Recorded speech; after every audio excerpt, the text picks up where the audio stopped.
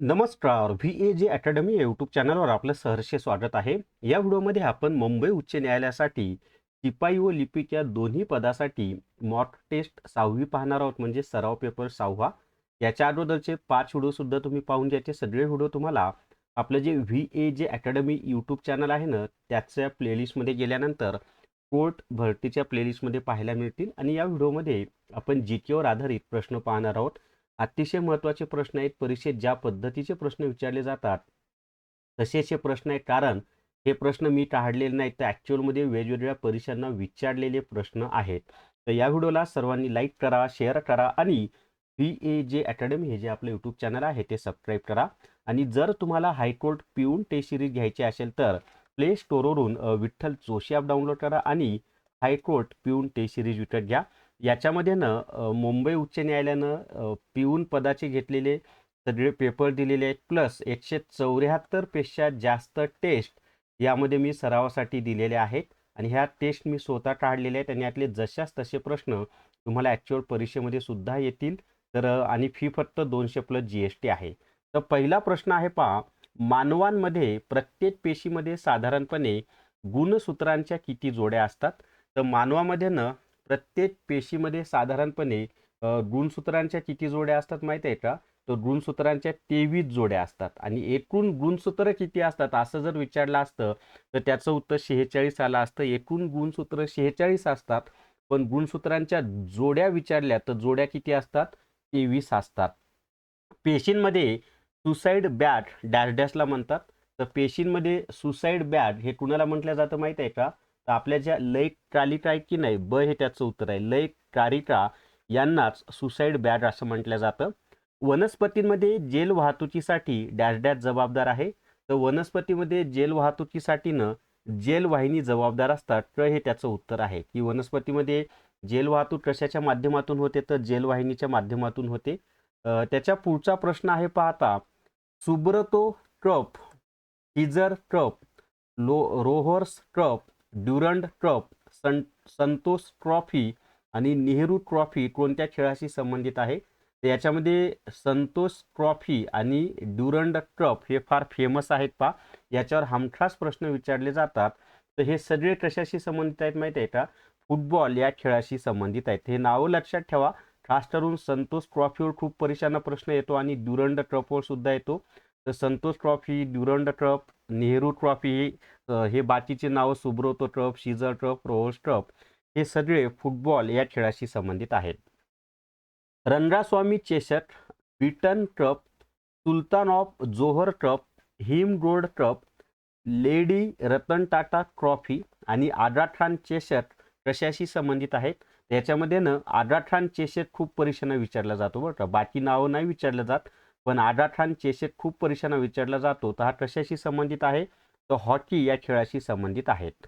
2011च्या जनगणनेनुसार कोणत्या राज्यात लोकसंख्येची घनता सर्वाधिक आहे? तर 2011च्या जनगणनेनुसार बिहार या राज्यामध्ये लोकसंख्येची घनता सर्वाधिक आहे. कोणत्या राज्यामध्ये आहे? बिहार या राज्यामध्ये लोकसंख्येची घनता सर्वाधिक आहे. चीनी प्रवासी ह्युनत्सन याने कोणत्या राज्याच्या कारकिर्दीत भारताला भेट दिली होती?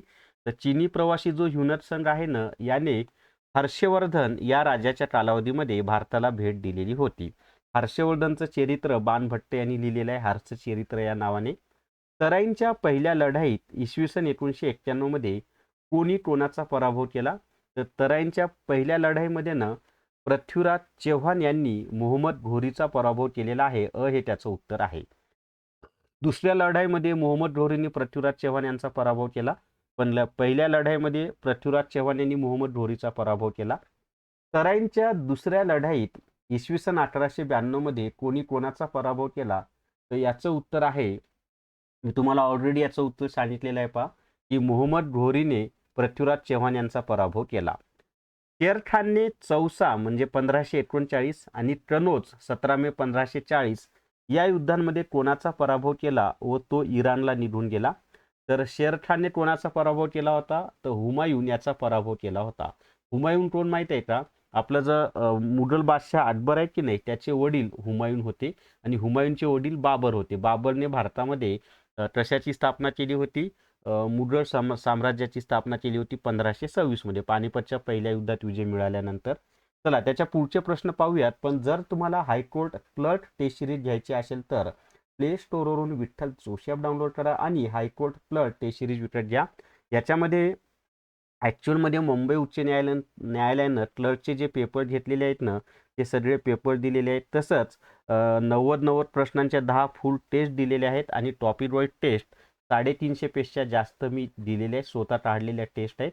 यातले सुद्धा बरेचसे प्रश्न जशाच तसे तुम्हाला ॲक्च्युअल परीक्षेमध्ये येतील आणि फी फक्त 200 रुपये आहे. चला त्याच्या पुढचा प्रश्न आहे, डॅश डॅशचा गोल घुमट ही मुहम्मद आदिलशाह याची कबर आहे. तर गोल घुमट हे कुठलंही माहिती आहे का? विजापूर, जे की कर्नाटक राज्यामध्ये आहे. तर विजापूरचा गोल घुमट ही मुहम्मद आदिलशहाची कबर आहे. तर गोल घुमट कुठं आहे? विजापूर या ठिकाणी आहे. कोणत्या राज्यात आहे? कर्नाटकमध्ये आहे. तर गोल घुमट कुठं आहे हा प्रश्न बऱ्याच परीक्षांना विचारला जातो. तर विजापूर शहरात आणि राज्य कर्नाटक. डॅश डॅश या दिवशी सिराजुद्दौला आणि ब्रिटिश ईस्ट इंडिया कंपनीच्या रॉबर्ट क्लाईव्ह यांच्यात प्लासीची लढाई झाली. तर प्लासीची लढाई कधी झाली? 23 जून 1757 या दिवशी झालेली आहे. व्हिडिओला सर्वांनी लाईक करत जावं, तर कमीत कमी 1000 लाईक आले पाहिजे. त्याच्यानंतर 13 नंबरचा प्रश्न आहे, 1773 मध्ये बंगालचे पहिले गव्हर्नर जनरल कोण बनले? तर 1773 मध्ये ना वॉरन हेस्टिंग हा बंगालचा पहिला गव्हर्नर जनरल झाला. 1773 मध्ये नियामक कायदा लागू झाला, त्यालाच आपण इंग्लिशमध्ये रेग्युलेटिंग ॲक्ट असं म्हणतो. त्या कायद्यानुसार बंगालचा गव्हर्नर हा बंगालचा गव्हर्नर जनरल झाला आणि त्याचं मुंबईचा गव्हर्नर आणि मद्रासचा गव्हर्नर यांच्यावर नियंत्रण प्रस्थापित झालं. सत्यशोधक समाजाची स्थापना कोणी केली? तर सगळ्यांना माहिती आहे सत्यशोधक समाजाची स्थापना महात्मा ज्योतिबा फुले यांनी केलेली आहे. कुठं केली? पुण्यामध्ये केली. 24 सप्टेंबर 1800 कितीला केलेली आहे? मला कमेंटमध्ये सांगा बरं. 1875ला केली का 1873ला केली? ते मला कमेंटमध्ये आवर्जून सांगा सर्वांनी. तर मीच सांगतो तुम्हाला, 24 सप्टेंबर 1873 या दिवशी पुण्यामध्ये महात्मा ज्योतिबा फुले यांनी सत्यशोधक समाजाची स्थापना केली. चला, ऑगस्ट 1858 मध्ये ब्रिटिश संसदेने एक कायदा संमत केला ज्याने कंपनीची राजवट संपवली आणि ब्रिटिश राजाच्या हाती सत्ता हस्तांतरित केली. तो कायदा कोणता? तर 1857चा जो उठाव झाला ना त्याचा हा सर्वात मोठा परिणाम होता की भारतामध्ये एक सत्तांतर झालं. ईस्ट इंडिया कंपनीची सत्ता संपुष्टात आली आणि ब्रिटिश संसदेची सत्ता स्थापन झाली. तर तो कायदा होता भारत सरकार कायदा 1858. ब हे त्याचं उत्तर आहे. भारताची मुख्य भूमी डॅश डॅश अक्षांश दरम्यान स्थित आहे. तर भारताची जी मुख्य भूमी आहे ना ती 8°4' उत्तर, 8° येईल उत्तर, 8°4' उत्तर आणि 37°6' उत्तर ही आहे. हे त्याचं उत्तर आहे. 8°4' उत्तर आणि 37°6' उत्तर अशी आहे. त्याच्या पुढे पहा, हे 8°4' उत्तर दक्षिणेला येतं आणि 37°6' उत्तर जम्मू काश्मीरला येतं उत्तर दिशेला. भारत आणि शेजारील श्रीलंका यांना वेगळे करणाऱ्या सामुद्रधुनीचे नाव काय आहे? तर भारत आणि शेजारील श्रीलंका यांना वेगळी करणारी जी सामुद्रधुनी आहे ना ती आहे पालची सामुद्रधुनी हे त्याचं नाव आहे.